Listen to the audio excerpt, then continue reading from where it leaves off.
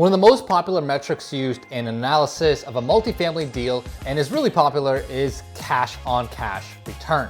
Now, it's a really popular metric because it helps investors really identify how much cash flow they're going to be able to generate based on a certain amount of invested capital.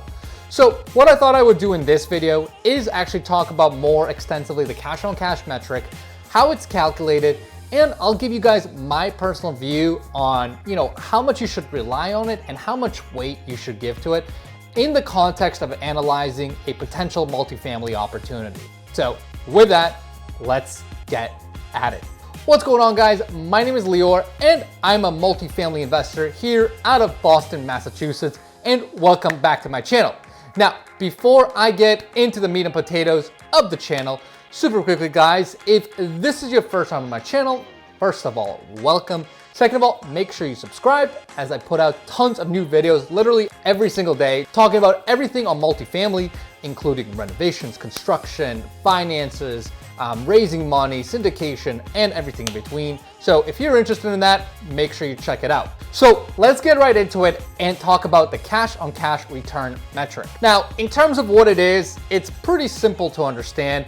It really is just a very raw ROI on your invested capital, right? So and it's usually defined as an annualized percentage over a period of year, right? So very, very simply, if you're gonna think about, how do we calculate this? You're gonna take your invested capital, right? So let's take an easy number, let's say $100,000, and let's figure out then the cash flows that come off every year, right? So, if you put $100,000 into a deal and then the deal, let's say, generates you $5,000 a year of cash flow from the property, you're getting a 5% cash on cash, right? Because it's 5,000 divided by 100,000 over the course of a year. Now, obviously this metric can change depending on the timeline of the deal, right? Let's say on year one, you generated $5,000 in cash on cash return, but year two, you generated $7,000, right? Then your cash on cash is gonna change from 5% to 7%. And the other time it's gonna really vary drastically is if there's some sort of refinance or sell-off, right? So, if you take year three of a deal, right? Let's say you're gonna do a cash out refinance and you're gonna pull a lot of money out of the deal. Obviously for that year, your cash on cash is gonna skyrocket. But generally we like to analyze in the context of cash flows thrown off by the property, not including, refinances or sell-offs. Now, there are a couple of weaknesses I think are associated with cash on cash, and that's why I think it's kind of a static metric that is important to note, but does not necessarily make a lot of driving decisions for me. So first of all, cash on cash is not time sensitive, right? So what I mean by that, there's no real time value associated with these cash flows, right? So, a $5,000 that you make year one versus a $5,000 versus making them in year three, on a cash on cash basis is the same, right? You're still making that same $5,000, so you're gonna still have the same return because it's based on your invested capital, right? But obviously, if you're familiar with the concept of time value of money, you'd of course prioritize the $5,000 you make today versus the ones you make in a couple of years, because you can go and reinvest that money and do more things with it.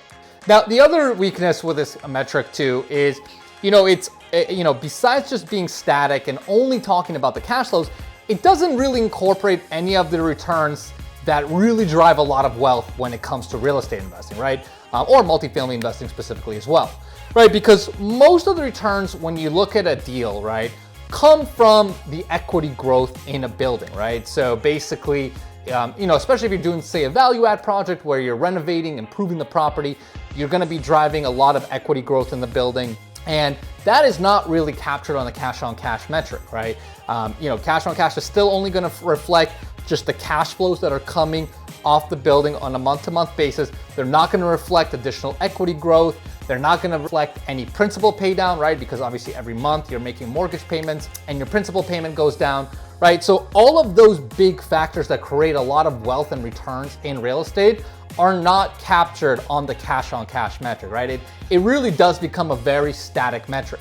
So, where do I actually like to use it? Well, I still think it's a valid metric and you should still look at it, right? Because it will tell you how much cash flows you can expect to make based on your invested capital.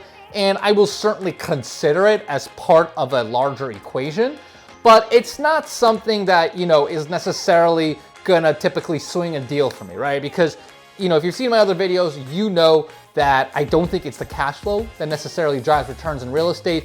It's all about investing in strategic locations, creating equity, and growing that equity over a long period of time. And again, none of that is really captured. So, I guess the takeaway is use it, right, as part of your analysis, have it be one of your metrics, but understand the weaknesses of it, understand the kind of one-dimensionality of this metric, and make sure you kind of weigh it in appropriately when you're considering making a potential investment, whether it's buying a building on your own, investing into another deal, whatever it may be. So hopefully that helps, guys. Hopefully that gives you context on cash, the really popular metric. Of course, if you have any questions, make sure you shoot them in the comments below.